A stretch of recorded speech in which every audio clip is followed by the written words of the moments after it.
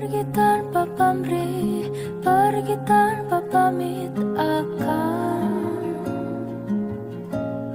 kesana kemari tanpa arah. So far semua okey, smooth. Boleh orang kata tolerate apa benda yang macam kalau kita orang nak ke apa ke, tak ada masalah. Saya sangat appreciate lah. The whole event memang berjalan dengan lancar. Dan saya sukalah dia punya flow cantik je. Tak ada isu apa-apa pun sepanjang majlis sampai habis lah. Dan saya rasa kru Abang Jamil memang sangat membantulah daripada segi sebelum start majlis supaya kami tahu atur cara majlis macam mana dan memang sangat detail lah.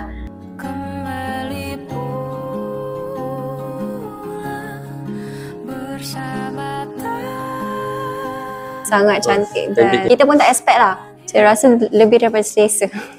Cantik sebab saya memang suka tema klasik. So jadi itu salah satu sebab kenapa saya pilih rumah Abang Jamil. Facility semua okey, semua clean, tak ada masalah apa pun, selesa lah.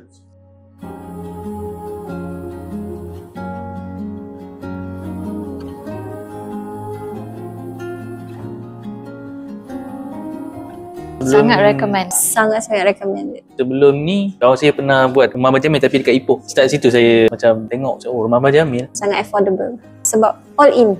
Semua ada dekat dalam Abang Jamil. So tak payah susah payah pergi cari tempat lain kan. Bagi saya memang sangat memudahkan lah sebab kerja kami agak hektik. Jadi kalau macam nak keluar untuk meeting bersemuka tu memang agak sukar lah. Jadi kalau online memang sangat membantu. Daripada segi harga, dia punya tempat semua memang menarik lah. So Abang Jamil memang provide semua lah. Korang tak payah pening-pening.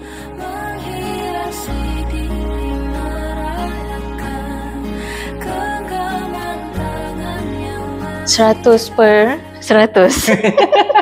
10-10. 11/10. Ingat kenduri, ingat rumah Abang Jamil. Mantap. Oh.